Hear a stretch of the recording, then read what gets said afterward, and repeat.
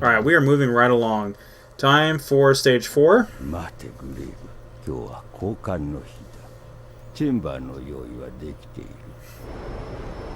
So this is the only time that this is really referenced, but because Grave is in, like, a dead body, essentially, in order for him to even be mobile, he has to have his blood completely changed out after so much time in order to keep his body, like, sustainable. So, something that doesn't really come up as much of a problem for him in the games. There's, like, this scene here, and then one scene in Overdose where he has to be healed like that. But in the anime, it definitely becomes a problem for him early on because he loses access to Dr. Tokioka and the truck, so he basically has, like, a very, very finite amount of time left for his body to survive. And then he also got hit with a anti-necrolyzer round from Bunji Kugashira, and that kind of put him in, again, that kind of put him at a limited lifespan left to complete his mission.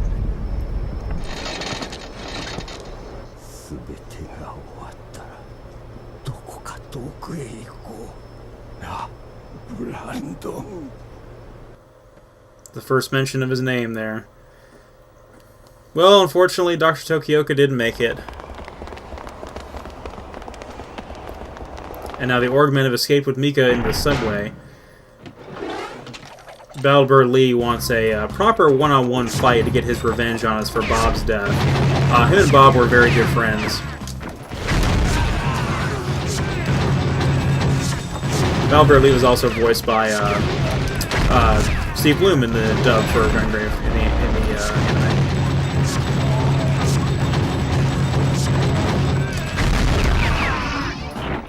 This is probably one of the longer stages, and it's the one that I, for some reason, can never seem to remember.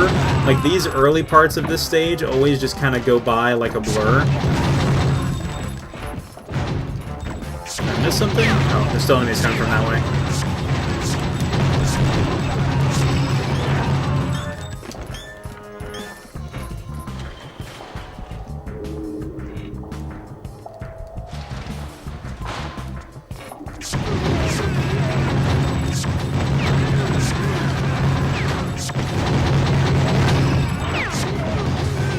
Like any action game, especially an arcade shooter like this, barrels explode, because of course they do. So these are just on fire right here. I'm not going to try to get those to trigger because I'm kind of close to them and I don't want them to explode.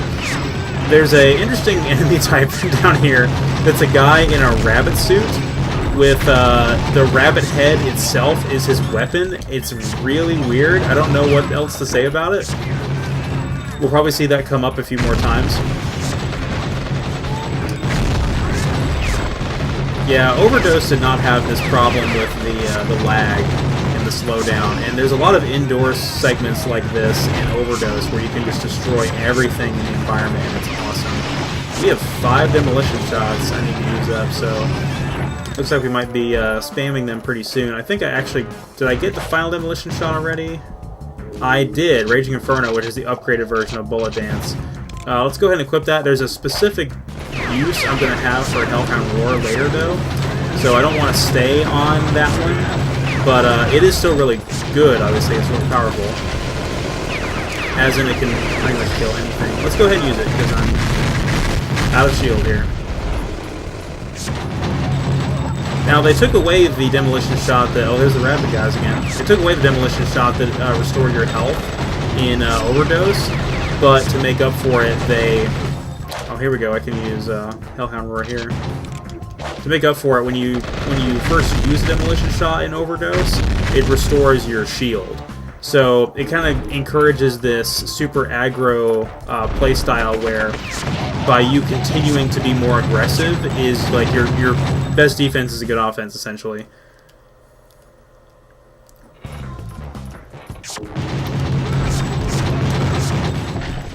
And there's like random samurai down here as well.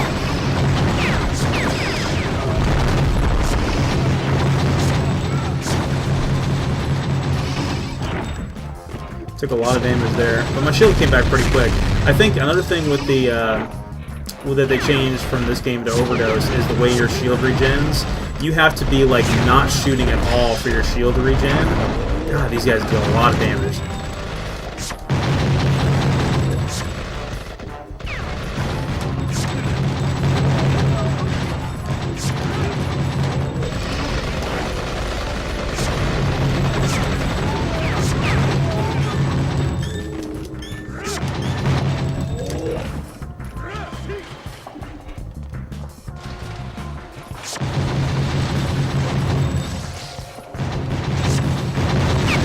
This claw grip on the controller is not comfortable. It can definitely wear on you after a while, but at least the increased mobility makes up for the fact that we don't deal as much damage by moving. The same thing in Overdose, where like, yeah, it would deal more damage if we just stood in place and did burst mode, but the fact that we can keep moving and avoid some of the enemy fire is definitely a good trade.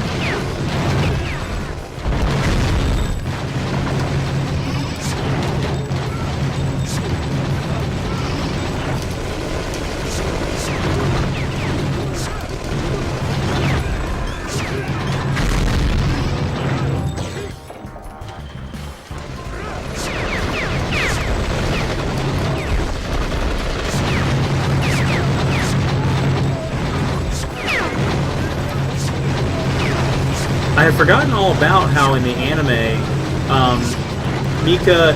Grave tried to find a safe place for Mika while he basically got down to business with the other members of the Big Five, and or the Inner Circle, whatever you want to call them. And in doing so, Valbird Lee, he doesn't have Bob Poundmax's intelligence network anymore. So slowly but surely, as the members of the Inner Circle fall down, the organization as a whole becomes more and more destabilized. So Bob had this like amazing information network that allowed them to keep tabs on all the criminals and all the people in the city. He would like hack into their personal information and stuff like that. That was an intentional damage boost. No, I'm just kidding.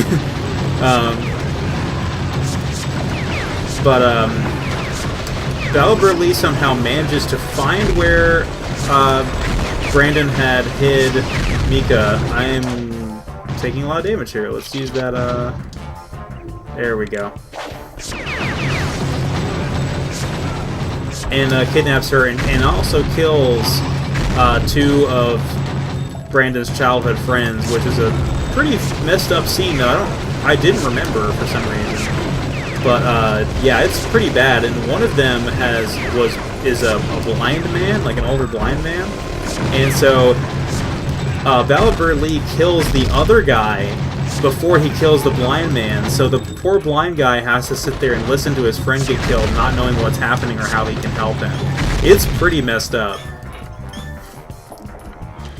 Valbird Lee, although he normally seems pretty composed, he's by far the most sadistic member of the Inner Circle, because his fighting style as a normal human was he would implement little needles that he would use to stab people with.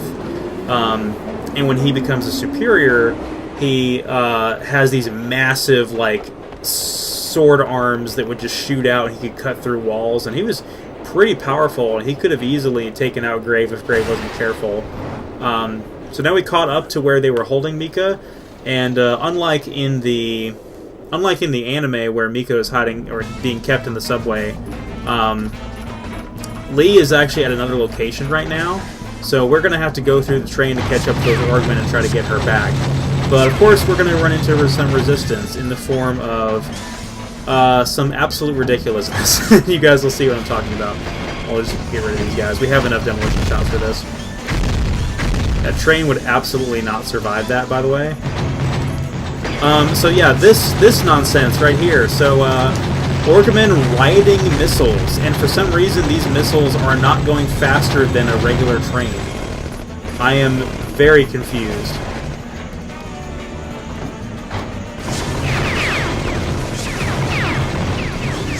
Got some more lag, but that's okay.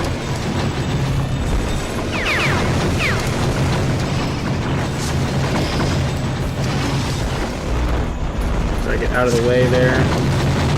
Now, if you're having a hard time locking onto the enemies that are outside the window like that, you can actually just go into burst mode, and the auto lock will kind of do the job for you.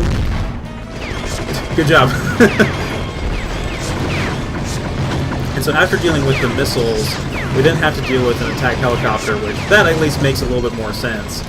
Attack helicopters are kind of a staple of these games, it seems like. We have to fight one in overdose as well, but at least we can, at least with that one we can shoot its missiles back at it. So it's going to alternate from one side of the train to the other, and we may want to adjust our position ever so slightly to be able to hit it with burst mode. I know there was something I did one time where I was able to just kind of stand in place using burst mode and it was never able to hit me. The blue arrow also indicates where it's going, and it will occasionally go above you to drop Orkman down through the hole in the ceiling. Let me see if I can use Raging Inferno when it gets back over here.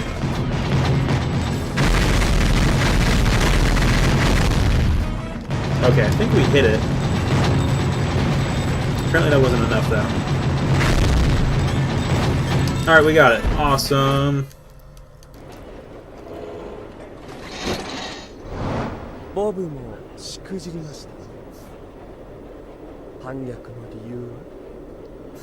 What's the reason for your treason?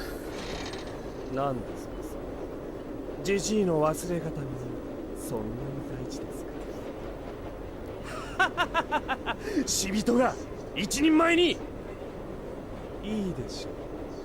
ここがあなたの終着駅です。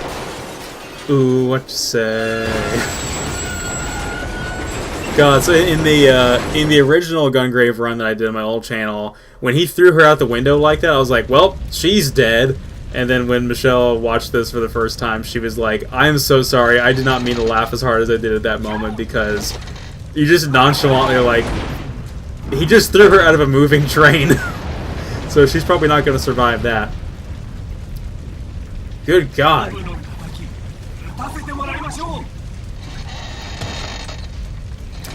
Now for the second boss against Balabur Lee, which he technically only has this one form, but this is enough right here. And this is actually unlike in the anime.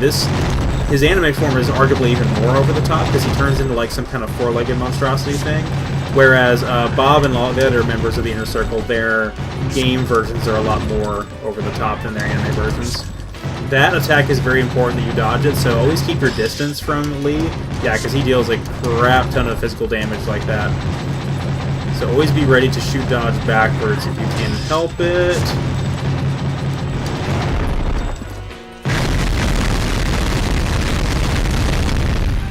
Did that even do damage to him? Looks like it did. Yeah, this is what can happen if he gets you caught up in that attack, which is not good. We just have a little bit more damage to do to him, and then I'll finish him off with the Graveyard finisher.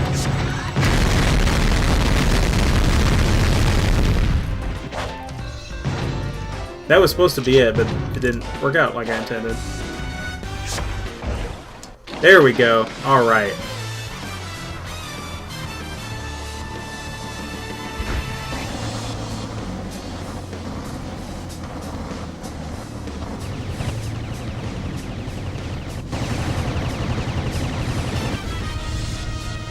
And Juna's like, Mika got yeeted out of the train. That thought occurred to me. I was like, I had like that mental decision tree in my head of like, what joke do I go for here? Do I do the ooh what you say, or do I say yeet as she gets like thrown out of the window?